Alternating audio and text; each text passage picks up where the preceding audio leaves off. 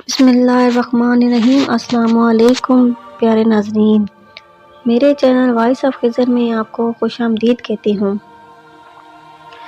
اسلامی تاریخ میں محمد بن قاسم نامی ایک نوجوان کا ذکر ہم سب بچپن سے سن کر اب تک جوان ہوئے ہیں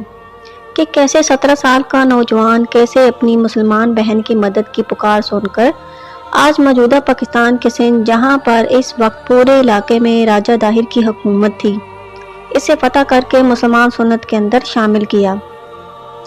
اس لیے انہیں آج بھی ایک ہیرو کے طور پر پیش کیا جاتا ہے، لیکن دوستو حقیقت کچھ اور ہی ہے، کیونکہ تاریخ کے نام پر آپ کو بہت کچھ فکشن پڑھایا گیا ہے جس کا حقیقت سے کوئی تعلق نہیں، اور اس کا ثبوت وہ تاریخی واقعات ہیں جو کہ اس پورے دعوے کو کور نہیں کرواتے۔ محمد بن قاسم کا ایک سچ جو کہ شاید آج سے پہلے آپ نے نہ کبھی سنا ہوگا اور نہ ہی کبھی تصور کیا ہوگا کہ یہ مسلمان مجاہد کسی عورت کی پکار پر مدد کرنے نہیں، بلکہ سید خاندان یعنی رسول اللہ صلی اللہ علیہ وآلہ وسلم کے اہل بیت کا پیچھا کرتے ہوئے اپنے سسر حجاج بن یوسف کے تحائف کو بچانے کے لیے یہاں پر پہنچا تھا، جو کہ اسلامی تاریخ میں بنو امیہ کے دور کی بادشاہت کا پالتو دہشت گرد تھا اور لاکھوں بے قصور اور معصوم لوگوں کا قاتل بھی۔ یہ پورا معاملہ دراصل تھا کیا، اور تاریخ کے نام پر آپ اسے کیسے کیوں جھوٹ بولا گیا، آج کی اس ویڈیو میں ہم اس بارے میں جاننے والے ہیں۔ اس سے پہلے کہ آپ جذباتی ہو کر اس ویڈیو کے متعلق کوئی بھی رائے قائم کریں تو ہم آپ کو بتاتے چلیں کہ محمد بن قاسم کوئی صحابی نہیں تھے، نہ ہی پیغمبر تھے اور نہ ہی رسول اللہ صلی اللہ علیہ وسلم کے خلیفہ، جن کے کردار پر ہم تنقید نہ کر سکیں۔ تاریخ کے حوالے سے کوئی بھی شخص کسی بھی شخص پر دلائل کی بنیاد پر اختلاف کر سکتا ہے۔ اس معاملے کا اسلامی تعلیمات سے کوئی لینا دینا نہیں ہے، بلکہ اسلامی تاریخ پر معروف نہیں، اپنی مرضی اور اپنی ایمانداری پر لکھی ہے، اور ہم سب ہی جانتے ہیں کہ بادشاہوں کے دور کے اندر چند انعام و اکرام کی لالچ کے اندر بادشاہوں کی اپنی فیور کے اندر مرضی کی تاریخ لکھوانا ایک عام سی بات ہے۔ لہٰذا اس ویڈیو میں ہم تمام تر جغرافیکل لاجیکل دلائل کو سامنے رکھ کر ویڈیو کے آخر میں ایک رزلٹ پر پہنچیں گے، اس لیے شروع سے آخر تک اس ویڈیو کو ضرور دیکھیے گا۔ سب سے پہلے آپ یہ سلسلہ نسب دیکھیں اور سمجھیں کہ مسلمانوں کی خلافت کے بعد بادشاہت کیسے بنو امیہ تک پہنچ گئی۔ عبد الملک بن مروان کے دور کے اندر ایران حجاز مقدس ایمان بحرین جیسے اہم عرب خطوں کا گورنر بنایا گیا تھا، اور جارج بن یوسف انتہائی ظالم اور دہشت گرد طبیعت کا انسان تھا۔ خاص طور پر یہ اہل بیت کا سب سے بڑا دشمن تھا۔ تجارت کی غرض سے کچھ مسلمان تاجر سری لنکا اور اس کے اندر لنکا کہلائے جانے والے ملک کے اندر آباد ہو گئے تھے، اور لنکا کے اندر کے راجہ حجاج کے ساتھ بہت ہی اچھے تعلقات تھے۔ لنکا کے راجہ نے ان تعلقات کو مزید اچھا کرنے کے لیے کچھ قیمتی تحائف اور فوت ہو جانے والے تاجروں کے بیوی بچوں کے ایک بحری جہاز میں سوار کر کے بصری عراق کی جانب روانہ کر دیے گئے، مگر جب سمندری جہاز جو کہ ہوا کے رخ پر چلا کرتے تھے، اچانک سے ہوا کا رخ الٹی سمت میں چلنے کی وجہ سے رستہ بھٹک کر آج کے دور کے سندھ کراچی میں موجود دیبل کے مقام پر بندرگاہ پر پہنچ گیا، اور یہاں پر میتھیوم کے ڈاکوؤں نے اس کو لوٹ لیا۔ انہی عورتوں میں سے ایک نے حجاج بن یوسف کے نام کی دہائی دی، ہماری مدد کرو، اور جب اس واقعے کی اطلاع حجاج کو پہنچی تو اس کے لیے عزت اور انا کا معاملہ بن گیا۔ اگر کچھ نہیں کیا تو پوری دنیا کے اندر بدنامی ہوگی اور قیمتی تحائف بھی ہاتھ سے جائیں گے، اس لیے اس نے راجہ داہر کو خط لکھا، ہمارے مال اور عورتوں اور بچوں کے ساتھ ساتھ ان سمندری ڈاکوؤں کو بھی ہمارے والے کر دو، کیونکہ یہ علاقہ تمہاری حکومت میں آتا ہے۔ لیکن راجہ داہر نے بڑا جھوٹ سا اور بڑا روکھا سا جواب دیا کہ یہ علاقہ میرے کنٹرول میں نہیں آتا، اور کیونکہ یہ مجھ سے بہت دور بارڈر ہے۔ حجاج بن یوسف یہ جواب سن کر غصے سے آگ بگولا ہو گیا، اس لیے 2 سپہ سالاروں کو بھیجا ہزاروں فوجیوں کے ساتھ، ان لوگوں کو بازیاب کر کے ان کے تحفے طائف اور ڈاکوؤں کو بھی قید کر کے ساتھ لائیں۔ یہ 711 کا وقت تھا۔ پہلے سے سپہ سالار عبداللہ کو دیبل کے مقام پر ڈاکوؤں نے شکست دے کر اس کے بعد حجاج بن یوسف کو سمجھ آ گئی کہ یہ ڈاکو اتنی بڑی فوج کا مقابلہ خود سے نہیں کر سکتے، ضرور راجہ داہر ان کی مدد کر رہا ہے، ورنہ سمندری ڈاکوؤں کے پاس اتنا اسلحہ اور فوج کہاں سے آ گئی کہ وہ ہمارا مقابلہ کر سکے۔ اور بالکل ایسا ہی تھا۔ दरअसल राजा दाहिर का बेटा जय सिंह इन डाकुओं की मदद कर रहा था, जिसके बाद हजाज ने वलीद से इजाजत मांगी कि मुझे एक फौज की जरूरत है, सिर्फ सिंध को नहीं बल्कि पूरी फौज को फतह करने के लिए, और ये मुसलमानों की इज्जत का सवाल है। वलीद की इजाजत मिलने के बाद हजाज बिन यूसुफ ने एक बड़ी फौज देकर अपने सिपहसालार मोहम्मद बिन कासिम को सिंध पर हमले के लिए भेजा कि ना सिर्फ इन लोगों को छुड़ाए बल्कि पूरे हिंदुस्तान को भी फतह करता चला जाए। मोहम्मद बिन कासिम 17 साल का एक नौजवान था और हजाज का दामाद और भतीजा भी था।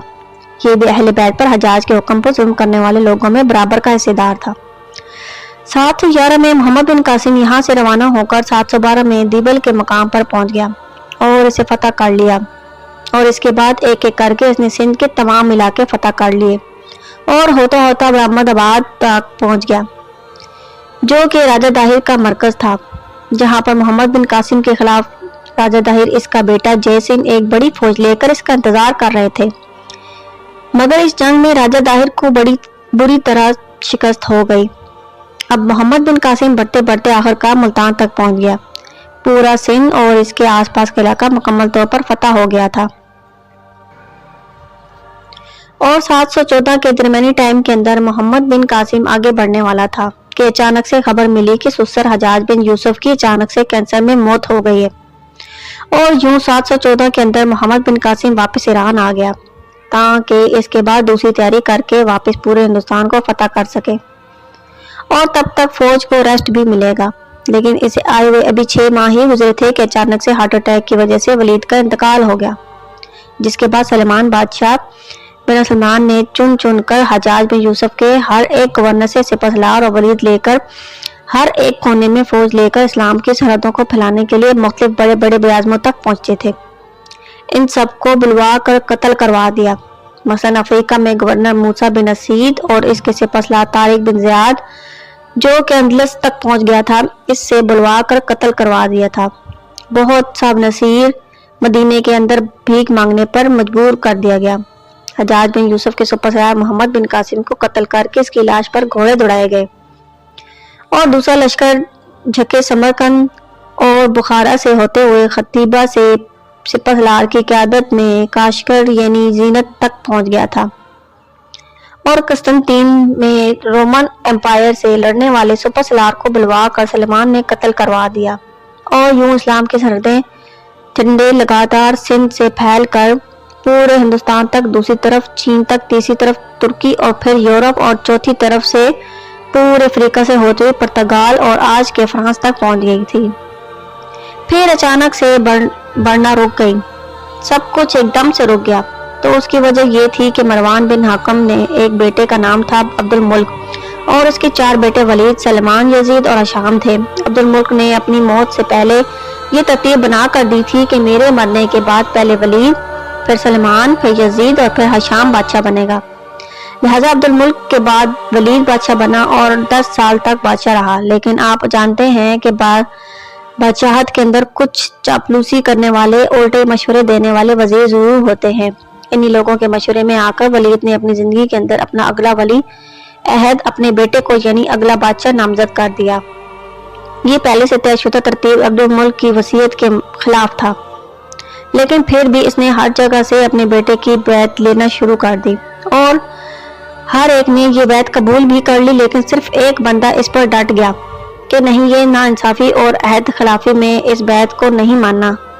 जिसका हक है उसको जरूर मिलना चाहिए। और ये शख्स थे उसके वक्त के मदीने के गवर्नर उमर बिन अब्दुल अजीज। ये रिश्ते में वलीद के बेनोई भी थे, क्योंकि वलीद के बहन फातिमा इनके निकाह में थी, और बातनी तारीख की वाहिद नेक और ताकतवर खातून गुजरी, जिनका दामाद मारबान बाब अब्दुल मुल्क और भाई सब बादशाह रहे, और उमर बिन अब्दुल अजीज गवर्नर, जो के बाद में अगले खलीफा बने। उमर बिन अब्दुल अजीज मारवान के दूसरे बेटे अब्दुल अजीज के बेटे थे, और आप जानते हैं कि उस वक्त के बादशाह के सामने हक का कलमा कहने की सजा सिर्फ और सिर्फ मौत थी। मगर इस गुस्ताखी पर बादशाह ने उमर बिन अब्दुल अजीज को जेल में डाल दिया। इन्हें कत्ल नहीं किया, सिर्फ चचाजाद और बेनोई होने की वजह से इनकी जान बच गई। अभी ये मामला चल ही रहे थे कि उमर जेल में थे कि अचानक वलीद की हार्ट अटैक से मौत हो गई। लिहाजा सलेमान ने हुकूमत संभालते ही सबसे पहले उमर को जेल से निकालकर अपने मशीर खास बना लिया गया, अभी वो अकेले शख्स थे कि जो कि मेरे लिए वलीद के सामने डट गए थे। हज्जाज बिन यूसुफ एक जालिम और सफाक शख्स था और इसे इतने बड़े इलाके की गवर्नर इनाम के तौर पर दी गई थी, और वो अब्दुल्ला बिन जुबैर रजी अल्लाह ताला अन्हु को, जिनके मक्के के अंदर हुकूमती और इन्हें कत्ल करके इनकी लाश को 3 दिन तक लटका कर इनकी माँ अस्मा बिनते अबू बकर रजी अल्लाह ताला अन्हु को ये पैगाम भेजने वाला था कि देखो मैंने तुम्हारे बेटे के साथ क्या किया है। इसलिए फौजियों को हुक्म दिया था कि वो इस औरत को इसके बालों से पकड़ कर लाएं ताकि वो देखें कि हमने इसके बेटे के साथ क्या सलूक किया है। अस्मा बिनते अबी बकर रज़ी अल्लाह ने ये देखकर कहा कि हज्जाज, तूने मेरे बेटे की दुनिया बर्बाद की और इसने तेरी आखिरत। इस जालिम शख्स ने सिर्फ एक दिन के अंदर 1 लाख अरब हज़ार मुसलमानों को लटका कर ज़बह किया था, और जो भी इसके खिलाफ बगावत करता इसका यही हाल करता था। अल्लाह हम सबको ईमान की रोशनी में लाए, हमारा खात्मा अहले ईमान करे, और आमीन। वीडियो के आखिर में एक बार दुरूद शरीफ पढ़ना मत भूलिएगा। उम्मीद है आज की वीडियो आपको काफ़ी मालूमात लगी होगी, इसलिए मेरे चैनल को सब्सक्राइब कीजिए, लाइक कीजिए, शेयर कीजिए। शुक्रिया।